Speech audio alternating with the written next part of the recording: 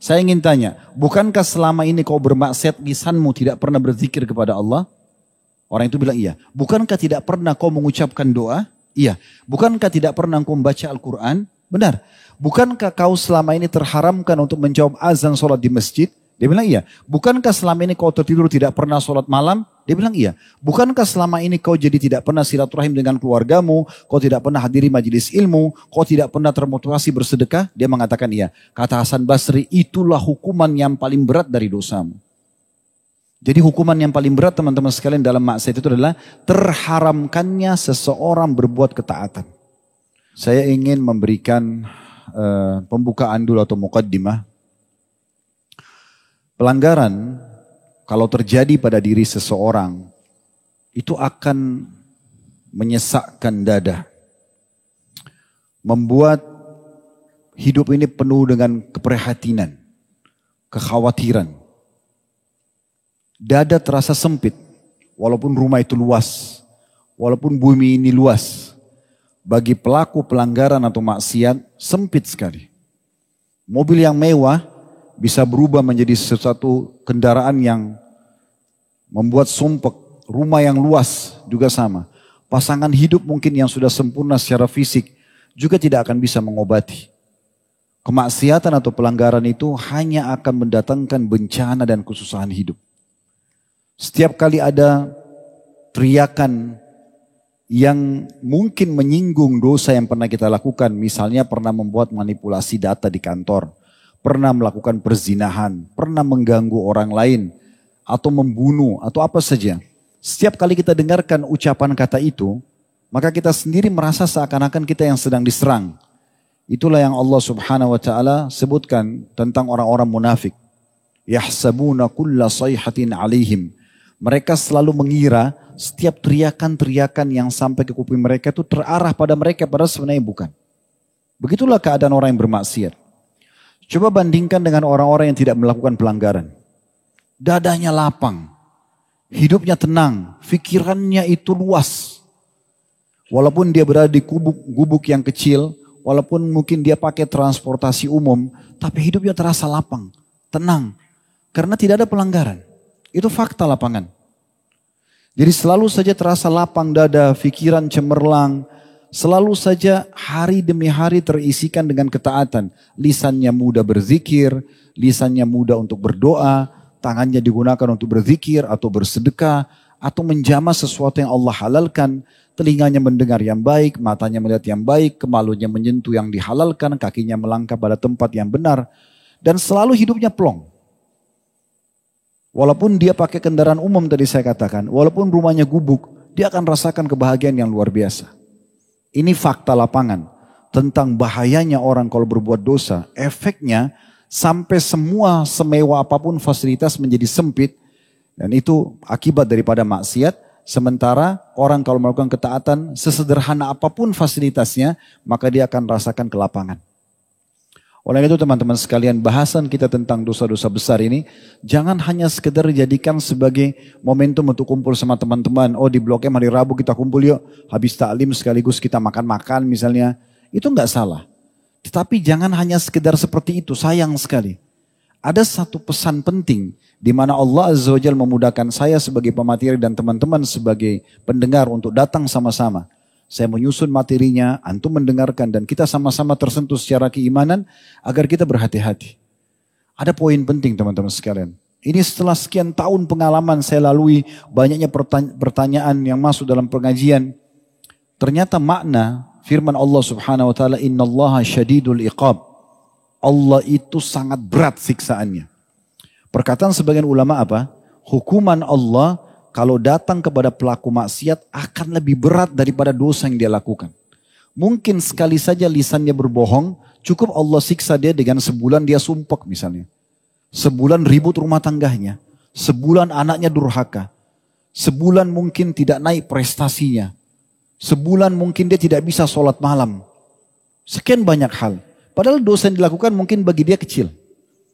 Begitu luar biasanya hukuman Allah subhanahu wa ta'ala. Tujuan utamanya adalah bukan karena Allah tidak sayang hambanya. Tapi agar hamba itu jangan coba-coba dosa itu. Dosa gak perlu dicoba. Pelanggaran gak perlu dicoba. Karena mendatangkan kesempitan dada. Selalu hidup kita tuh penuh dengan prihatinan. Selalu sumpek, walaupun fasilitasnya bagus. Coba antum lihat realita di lapangan seperti itu. Maka kenapa kita nggak ambil keputusan teman-teman sekalian itu di tangan kita masing-masing. Mulai sekarang saya hijrah, saya menjadi orang baik. Selesai. Dan kalau hijrah jangan setengah-setengah. Jadi orang soleh atau soleha sekaligus. Untuk apa setengah-setengah? Kenapa masih hidup ikut di pengajian tapi masih tonton hal yang haram? Kenapa ikut di pengajian tapi masih gosip, masih kupingnya mendengar yang haram? Masih saja membuka antara ibadah dengan ketaatan. Ini akan mengganggu kenikmatan ibadah itu sendiri.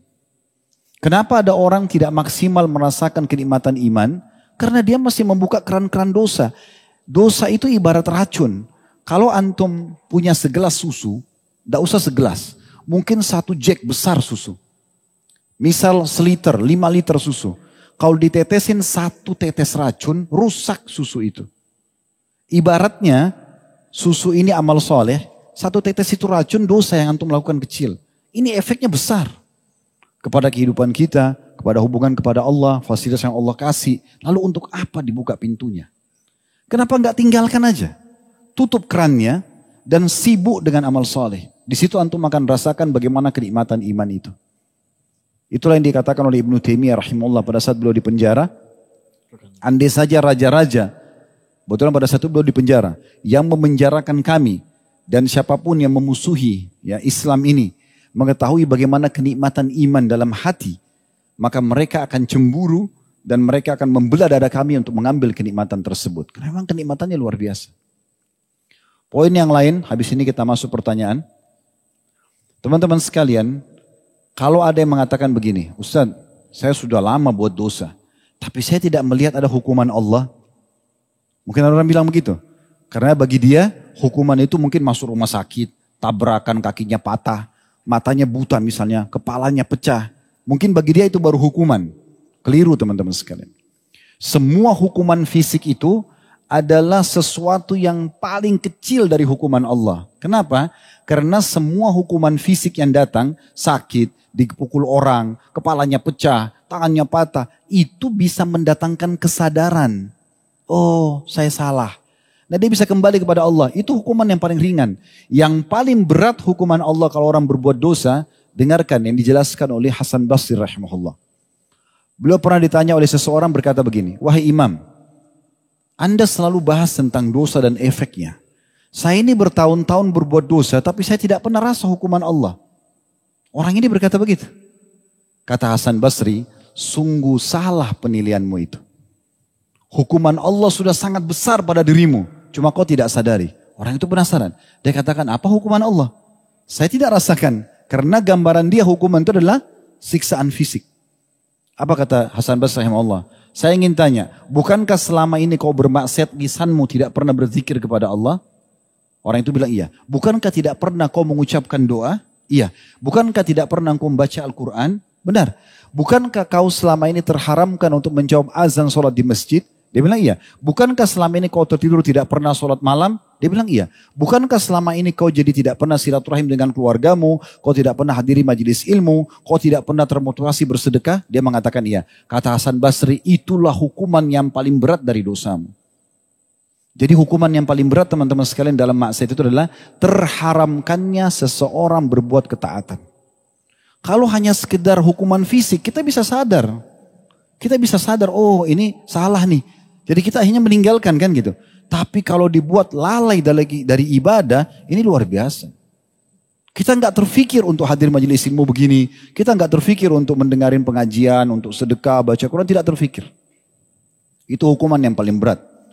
Jadi kalau Allah Azza wa Jalla masih memberikan kesempatan teman-teman, tergerak hati antum kayak untuk datang ke sini. Saya pun begitu. Tergerak hati saya untuk melangkah kaki ke Blok M datang. Antum pun seperti itu. Untuk mendengarkan pengajian, untuk menyampaikan pengajian. Dengar azan, terdorong untuk sholat di masjid. Lihat orang miskin tersentuh untuk sedekah. Apa saja kebaikan-kebaikan kita terdorong untuk mengerjakannya. Berarti Allah sedang menginginkan kebaikan buat kita. Makanya Ali radhiyallahu anhu mengatakan dalam statement yang menarik berhubungan dengan masalah ini, kalau Allah memudahkan istighfar dari lisan seorang hamba, maka pastikan Allah menyayangi dan Allah tidak akan menyiksanya. Fir'aun itu, teman-teman sekalian, apa yang kurang dari dia? Fisiknya sempurna, tinggi, putih, gagah, raja, pasukan perangnya nggak pernah kalah.